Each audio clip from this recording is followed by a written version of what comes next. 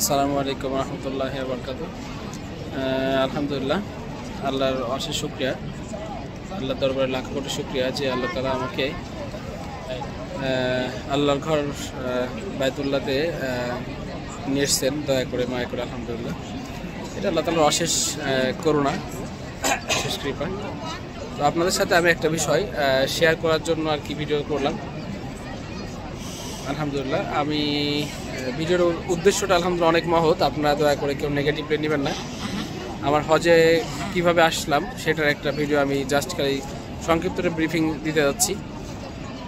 আলহামদুলিল্লাহ, আমি 2019 সালে যখন ওমরাতে আসি, আলহামদুলিল্লাহ আল্লাহর কাছে প্রতিটা মুমিন মুসলিমের চিন্তা ভাবনা থাকে যে তারা কিভাবে আল্লাহর ঘরে আসবে।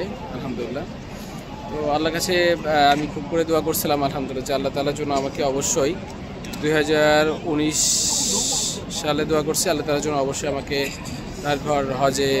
তার ঘরে হজ করার তৌফিক দান করেন। তো আলহামদুলিল্লাহ আস্তে আস্তে আল্লাহ তাআলা আমার হৃদয়ের ভিতরে একটা পরিকল্পনা তৈরি করে দিলেন।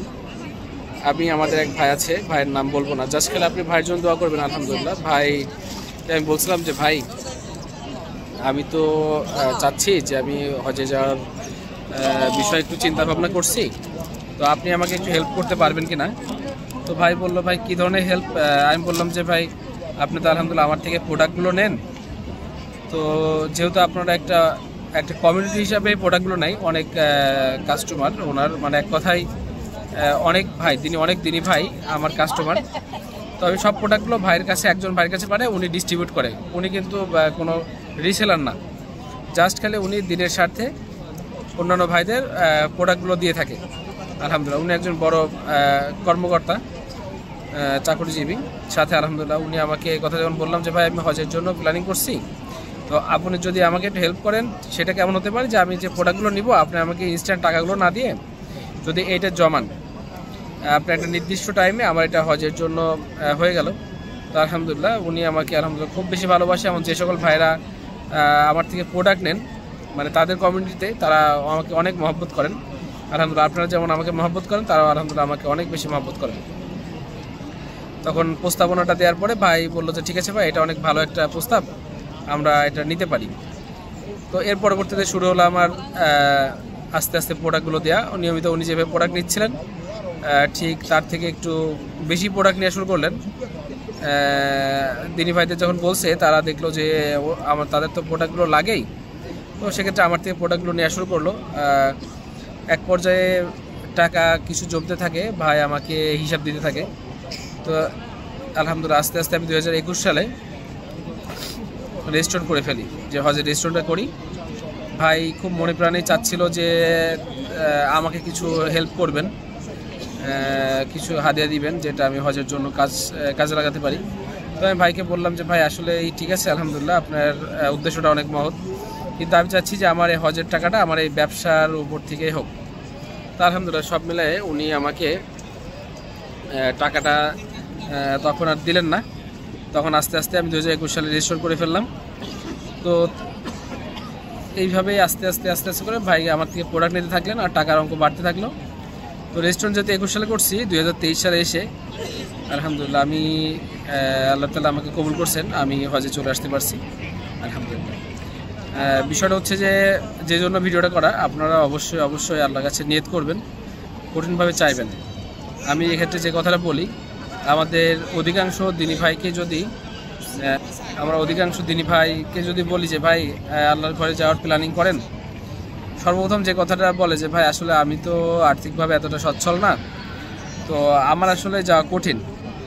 আমি তখন একটা কথা বলি যে দেখেন ভাই, আপনার মনে আছে কিনা, যখন আমরা ছোটোকালে আমাদের অধিকাংশ মানুষের ক্ষেত্রে যেটা হয়েছে, বা আমার ক্ষেত্রে যেটা হয়েছে, ছোট অবস্থা যখন আমরা বুঝতাম না কোনো একটা জিনিস ভালো লাগছে, এটা আমার দিতেই হবে। কিভাবে দিতে হবে আমি জানি না, দিতে হবে। এমনকি রাত্রে খাওয়া বন্ধ করছি, কান্নাকাটি করছি, অনেক মারধর করছে, তারপরে ওইটা দিতে হবে। প্রয়োজনে বাড়িঘর ছেড়ে চলে গেছি আর কি, কিন্তু ওই প্রোডাক্টটা আমাকে দিতেই হবে, আমার শখের জিনিস। তখন কিন্তু আমরা জানতাম না যে বাবার আর্থিক অবস্থাটা ভালো না, বা বাবা দিতে পারবে না, কিন্তু আমার কথা দিতেই হবে আমাকে। তখন কিন্তু আলহামদুলিল্লাহ তারা কিন্তু আমাকে সেটা দিছেই, যে কোনোভাবে দিছে।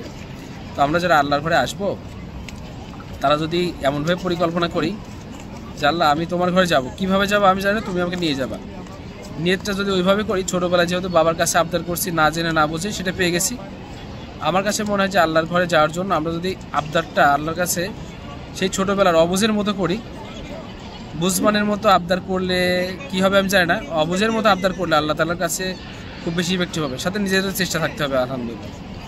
তো এখন আমার মনে হয় যে আপনারা প্রতি আস্তে আস্তে দেখেন, আমার হজে আসার প্ল্যানিং কিন্তু অনেক আগে থেকেই আল্লাহ তাআলা কবুল করছেন আলহামদুলিল্লাহ 2023 সালে। তো প্রতিটা জিনিসে ক্ষুদ্র ক্ষুদ্র থেকে কিন্তু অনেক বড় আকার ধারণ করে। তো তারই ধারাবাহিকতায় আমারটা আলহামদুলিল্লাহ এইভাবে হয়েছে, আমি একদিনে টাকাগুলো গুছাইনি।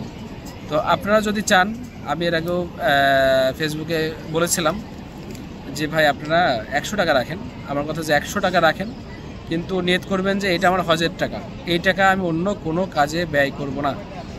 ধরেন যে কোনো কারণে আপনার হায়াত নাই, আপনি মারা গেছেন, আল্লাহ তাআলার কাছে যেহেতু নেক নিয়ে একটা উদ্দেশ্যে টাকা রাখছেন বা একটা নেক কাজ করবেন বলে চিন্তা করছেন, আল্লাহ তাআলা 100 টাকার বিনিময়ে আপনাকে পরিপূর্ণ হজের সওয়াব দিবে আলহামদুলিল্লাহ। এর থেকে বড় কিছু কি আর আছে?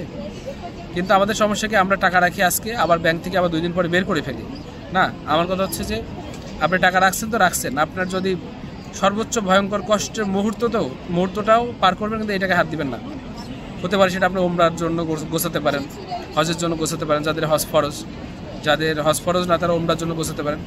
তো আমার কথা হচ্ছে যে আলহামদুলিল্লাহ আমি এইভাবে এসেছি, আল্লাহ তাআলা আমাকে দয়া করে মায়া করে করুণা করে নিয়ে আসছে।